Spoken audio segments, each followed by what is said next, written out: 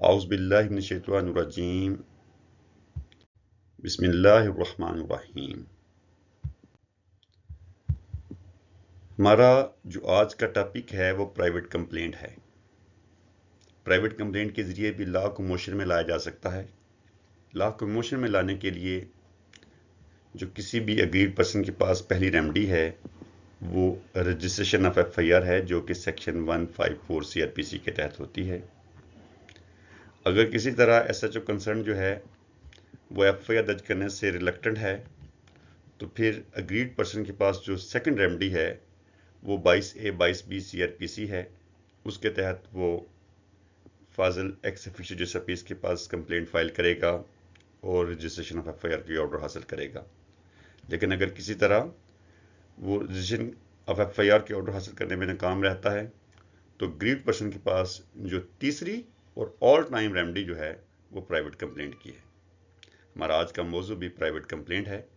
हम private complaint के तमाम फीचर्स आपके सामने वन बाय वन करके रखते हैं कि प्राइवेट कंप्लेंट है क्या, ये किस तरह एडमिट होती है, ये किस तरह डिसमिस होती है, एडमिट होने की सूरत में मुलजिम के पास क्या रेमेडीज हैं और डिसमिस होने के बाद जो कंप्लेंट है उसके पास क्या रेमेडी हैं, और फिर उसके बाद इन दोनों का यानी कि प्राइवेट कंप्लेंट का और चलान का ट्रायल जो है वो किस तरह होगा, ये हम आपके सामने आज तफसील के साथ रखते हैं। सेक्शन 200 सीआरपीसी के तहत कोई भी अग्रीड पर्सन जिसकी पुलिस ने एफआईआर दर्ज ना की हो और फिर 22A 22B में भी उसको कोई मुनासिब हुक्म ना मिला हो तो फिर वो सेक्शन 200 के तहत प्राइवेट कंप्लेंट फाइल कर लेगा। प्राइवेट कंप्लेंट जो है ये उस मजिस्ट्रेट के पास पेश की जाती है जो कि कंपिटेंट हो प्राइवेट कंप्लेंट सुनने का। अगर आपने किसी ऐसे मजिस्ट्रेट के सामने प्राइवेट कंप्लेंट फाइल कर दी जो कि उस स्टोरी के मुताबिक जो कि अपनी प्राइवेट कंप्लेंट में लिखे हैं वो मजिस्ट्रेट कंपिटेंट नहीं है उसको सुनने का, तो फिर वो आपको वापस कर देगा। और अगर वो मजिस्ट्रेट कंपिटेंट है, अहल है, उसकी ये जुरिडिक्शन में है, तो फिर वो उसको इंटरटेन करेगा और फिर उसको फर्दर प्रोसीड कर लेगा। जैसे ही प्राइवेट कंप्लेंट फाइल होती है तो जो मजिस्ट्रेट ने सबसे पहले जो काम करना है वो ये है कि कंप्लेनेंट का और उसके पास उसके साथ आए हुए जितने भी गवाहान हैं उनका बयान रिकॉर्ड करेगा। इन बयान को हम कर्सरी स्टेटमेंट भी कहते हैं, सरसरी शहादत भी कहते हैं और एग्जामिनेशन भी कहते हैं। जैसे ही वो बयानात सारे रिकॉर्ड हो जाएंगे तो फाजिल मजिस्ट्रेट साहब जो हैं वो गवाहान के, कंप्लेनेंट के उसके ऊपर दस्तखत लेंगे और फिर अपने भी दस्तखत करेंगे। और अगर वो कंप्लेंट जो है वो ट्राइबल बाय सेशन कोर्ट है तो फाजिल मजिस्ट्रेट साहब जो हैं वो बयान रिकॉर्ड किए बगैर उनको जो है वो सेक्शन 192 के तहत उस प्राइवेट कंप्लेंट को फॉरवर्ड कर देंगे फाजिल सेशन जज के पास। सेशन जज साहब जो है वो उसकी खुद समाअत कर सकते हैं या किसी भी एडिशनल सेशन जज साहब को भेज सकते हैं। लेकिन अगर कोई प्राइवेट कंप्लेंट जो है वो किसी कोर्ट की तरफ से दायर की गई है या किसी पब्लिक सर्वेंट की तरफ से दायर की गई है, जैसे कि एग्रीकल्चर डिपार्टमेंट हो गया, फूड डिपार्टमेंट हो गया, इलेक्शन कमीशन ऑफ पाकिस्तान हो गया, या किसी भी ऐसे पब्लिक सर्वेंट की तरफ से पेश की जाती है कि जो कि अपने दायरे के बिहाफ के ऊपर प्राइवेट कंप्लेंट फाइल कर रहा है, तो उस सूरत में फिर मजिस्ट्रेट या सेशन कोर्ट जो है वो कंपिटेंट नहीं है कि वो लाजमी तौर पे जो है वो गवाहान के बयान रिकॉर्ड करें। उस कंप्लेंट को समझते हुए कि ये एक दुरुस्त कंप्लेंट फाइल की गई है, इसको आगे जो है वो प्रोसीड कर देगा और एज पर लॉ जो है वो फिर इसको समन करेगा। समन करने के बाद शहादतें रिकॉर्ड करने के बाद फिर देखेगा कि वो कंप्लेंट जो है वो ट्रू है या नहीं है। लेकिन उसमें वो एग्जेम्प्टेड है कि अगर कंप्लेंट जो है वो किसी कोर्ट की तरफ से फाइल की गई है या पब्लिक सर्वेंट की तरफ से फाइल की गई है तो फिर ज़रूरी नहीं है कि उसकी कर्सरी स्टेटमेंट जो है वो रिकॉर्ड की जाए। और अगर किसी मजिस्ट्रेट साहब ने कस्टडी स्टेटमेंट रिकॉर्ड कर ली है और वो केस जो है वो सेशन जज साहब को भेज दिया है, तो फिर ज़रूरी नहीं है कि सेशन जज साहब जो है वो दोबारा से कस्टडी स्टेटमेंट रिकॉर्ड करें, दोबारा से गवाहान को री एग्जामिन करें। फिर जो ऑलरेडी एग्जामिनेशन हो चुकी है उसके ऊपर ही रिलाई करते हुए इसको फर्दर प्रोसीड किया जाएगा। अब चंद बातें जो हैं वो बड़ी ज़रूरी हैं कंप्लेंट के लिए। सबसे पहले ये है कि कंप्लेंट फाइल करने के लिए ज़रूरी है कि आपने सबसे पहले पुलिस से रजू किया हो। अगर किसी अग्रीव पर्सन ने पुलिस से रजू ना किया हो तो फिर वो 2020 YLR नोट 2 के तहत प्राइवेट कंप्लेंट करने का अहल नहीं है। प्राइवेट कंप्लेंट फाइल करने से पहले ज़रूरी है कि वो जो कंसर्न पुलिस है उससे रजू करे और पुलिस जो है वो किसी भी तरह किसी भी वजह से उसको रिफ्यूज़ करे कि वो उसको फर्दर प्रोसीड नहीं करना चाहते, उसके ऊपर FIR दर्ज नहीं करना चाहते, तो फिर उसके पास रेमेडी है कि वो प्राइवेट कंप्लेंट की तरफ आए। अब सेकंड पॉइंट जो है वो बर्डन ऑफ प्रूफ का है। बर्डन ऑफ प्रूफ दो तरह के हैं यहाँ पे। एक बर्डन ऑफ प्रूफ उस वक्त आपके ऊपर लागू होगा जिस वक्त आपने कंप्लेंट को एडमिट करवाना होगा, और एक जब वो केस की शक्ल इख्तियार कर लेगी, ट्रायल की शक्ल इख्तियार कर लेगी, तो फिर उसके बाद भी बर्डन ऑफ प्रूफ आपके ऊपर होगा कि आपने अपनी कंप्लेंट को साबित करना होगा। बर्डन ऑफ प्रूफ जो है वो हमेशा कंप्लेनेंट के ऊपर होगा। कंप्लेनेंट ने ही ये साबित करना होगा कि उसके साथ ये वक़्वा सरजद हुआ है, फलां फलां शख्स ने किया है, फलां फलां वेपन्स के साथ किया है, इस तरह किया है। उसमें जो भी ज़रूरी रिक्वायरमेंट होंगी वो बर्डन ऑफ प्रूफ सारे का सारा जो है वो कंप्लेनेंट के ऊपर होगा। कंप्लेनेंट ने साबित करना होगा कि ये जुर्म सरजद हुआ है, फलां बंदे ने किया है। जब इनिशियल स्टेज होगी तो उस वक्त सिर्फ कंप्लेनेंट ने यही साबित करना होगा कि प्रिमा फेशी ये केस मेड आउट होता है, इतना ही उसके ऊपर सिर्फ बर्डन ऑफ प्रूफ होगा। जैसे ही वो इस हद तक केस को ले जाएगा कि वो कोर्ट को कन्विंस करने में कामयाब होगा कि जो वो प्राइवेट कंप्लेंट फाइल कर रहा है, जो उसने विटनेसेस पेश किए हैं, वो इस काबिल हैं कि उससे कोर्ट ये इस नतीजे पहुंच जाए कि ये प्रिमा फेशी आर्गुएबल केस है, ये प्रिमा फेशी केस मेड आउट हुआ है, तो फिर कोर्ट जो है वो उसको एडमिट करके फर्दर प्रोसीड कर लेगी। लेकिन जब वो रेगुलर ट्रायल में आएगा तो फिर बर्डन ऑफ प्रूफ जो है ये थोड़ा सा सख्त हो जाएगा। फिर इसमें उसने कानून शहादत की वो तमाम रिक्वायरमेंट पूरी करनी होगी जिससे उसने अपने केस को साबित करना होगा। अब हर प्राइवेट कंप्लेंट जो है ज़रूरी नहीं है कि एडमिट हो जाए। इसमें सेफ गार्ड प्रोवाइडेड हैं अक्यूज के लिए कि जिस वक्त कोर्ट जो है वो कस्टडी स्टेटमेंट रिकॉर्ड करवा लेगी तो फिर उसके बाद कोर्ट ये नहीं है कि ब्लाइंडली उसको एडमिट करके मुलजिम को तलब कर लेगी। कोर्ट जो है वो उसको हर लिहाज से परखेगी और उसके बाद अगर कोर्ट इस नतीजे पहुंचती है कि वो कंप्लेंट जो है वो किस तरह फ्रीवलेस है, वक्सेशियस है, तो फिर कोर्ट इनिशियली ही उसको जो है वो डिसमिस कर देगी। लिमिटेशन के हवाले से ये है कि प्राइवेट कंप्लेंट में नो डाउट कि कोई लिमिटेशन नहीं है, लेकिन आपने एक लॉ ज़हन में रखना है कि longer the complaint is delayed the lesser the chance of living. जैसे ही कंप्लेंट देर ताखीर के साथ दायर होगी तो तसव्वुर किया जाएगा कि इसमें सच्चाई कम है, कम है, कम होती जाएगी। इसलिए इसको प्रॉम्प्टली दायर करना चाहिए, एज अर्ली एज पॉसिबल दायर करना चाहिए। जो अक्यूज पर्सन होगा उस प्राइवेट कंप्लेंट के अंदर, वो उस वक्त तक उस कंप्लेंट में पेश नहीं हो सकता जब तक कि कोर्ट उसको समन ना करे।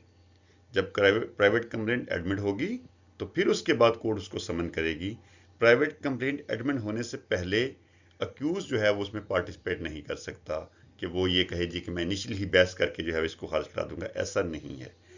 सबसे पहले जिस वक्त कंप्लेंट फाइल होगी तो ये मैटर बिटवीन कोर्ट और कंप्लेंट होगा। अगर कोर्ट इस नतीजे पहुंचती है कि ये एक कंप्लेंट ऐसी है जिसमें कि प्रिमा फेशी को केस मेड आउट होता है तो फिर कोर्ट समन करेगी। अगर कोर्ट निचली स्टेज के ऊपर ये समझे कि ये नहीं, ये तो बड़ी फ्रिवलेस है, वक्सेशियस है, अब्सर्ड है, इसमें तो कोई जान नहीं है, तो फिर कोर्ट उस वक्त जो है वो निचली स्टेज के ऊपर भी उसको खारिज कर सकती है। इसलिए दोनों के पास कोर्ट जो है वो दोनों के राइट्स को ऑब्जर्व कर रही है। कोर्ट दोनों के राइट्स को प्रोटेक्ट कर रही है, कंप्लेनेंट के राइट्स को प्रोटेक्ट कर रही है और अक्यूज के राइट्स को भी प्रोटेक्ट कर रही है। ये नहीं है कि कोर्ट ने ब्लाइंडली जो है वो बगैर किसी वजह के जो है अक्यूज पर्सन को तलब करना शुरू कर दिया है। कोर्ट सबसे पहले अपने आप को सेटिस्फाई करेगी और सेटिस्फाई कंप्लेनेंट करेगा कोर्ट को। और जब कोर्ट सेटिस्फाइड हो जाएगी तो फिर उसको जो है वो अक्यूज पर्सन को तलब किया जाएगा। इसलिए जब कंप्लेंट आती है तो उस वक्त ही कोर्ट जो है उसके राइट्स को ऑब्जर्व करना शुरू कर देती है। अब जब एक कंप्लेंट जो है ये कोर्ट के पास आएगी तो सेक्शन 201 ये कहता है कि सबसे पहले कोर्ट ने ये देखना है कि क्या जिस कोर्ट के पास ये कंप्लेंट आई है ये कोर्ट उस कंप्लेंट को सुनने की मजाज है, कॉम्पिटेंट है, क्या ये उसकी जुरिसडिक्शन में है।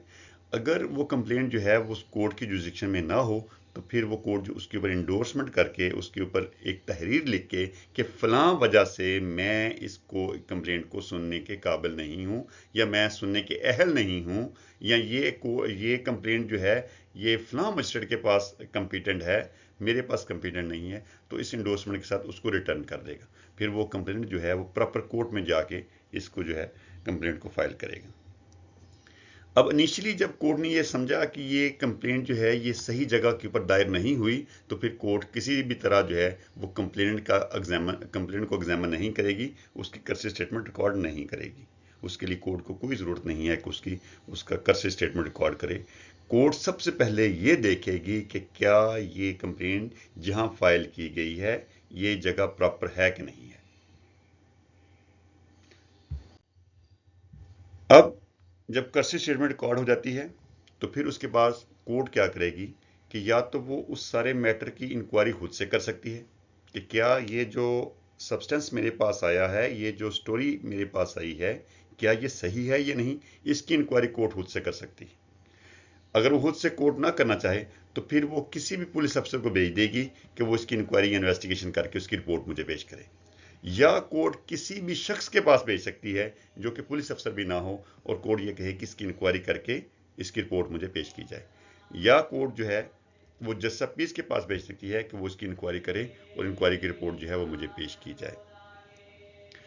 अब अगर वो कंप्लेंट जो है वो किसी सेशन कोर्ट में चल रही है तो फिर सेशन जज साहब के पास ये इख्तियार है कि वो इब्तदाई इंक्वायरी के लिए वो कंप्लेंट जो है वो किसी सबऑर्डिनेट मजिस्ट्रेट को भेज सकती है कि वो मजिस्ट्रेट इसके ऊपर मुकम्मल थारोली इंक्वायरी करे और इंक्वायरी करने के बाद रिपोर्ट मुझे पेश करे। जब भी इंक्वायरी के लिए प्राइवेट कंप्लेंट जाएगी तो जिस भी शख्स के पास ये रिपोर्ट प्राइवेट कंप्लेंट जाएगी, जिसने ये रिपोर्ट मुरतब करनी होगी, उसके पास वो तमाम एहतियात होंगे जो कि एक इन्वेस्टिगेशन ऑफिसर के या एक SHO के पास एहतियात होते हैं। मास वाइज के कि वो उस अक्यूज पर्सन को गिरफ्तार नहीं कर सकता जब तक कि वो कोर्ट से वारंट हासिल ना करे।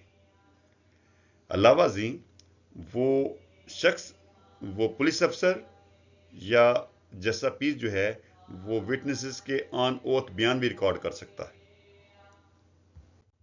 सेक्शन 203 CRPC ये कहता है कि कंप्लेंट जो है वो इनिशियली स्टेज के ऊपर ही डिसमिस हो सकती है अगर उस कंप्लेंट में वो जो एलिगेशंस लगे हैं वो कोई अफेंस मेड आउट ना करते हों, उनसे किसी जुर्म का सज़द होना साबित ना होता हो, वो अब्सर्ड हों, अनहेल्थी हों, ऐसे हों जिनके ऊपर यकीन नहीं किया जा सकता, उनके ऊपर कोई लीगली बार हो, या वो बदनीति से दायर की गई हो, या वो किसी ऐसे शख्स के खिलाफ दायर की गई हो जो कि किसी अदालत के हुक्म के तायद में या अदालत के हुक्म के तहत कोई काम सर अंजाम दे रहा हो, या उसके जो कंटेंट्स हैं वो ऐसे हों कि जिसमें abuse of process of law हो, तो उस सूरत में कोर्ट जो है वो इनिशियली स्टेज के ऊपर उसको डिसमिस कर देगी।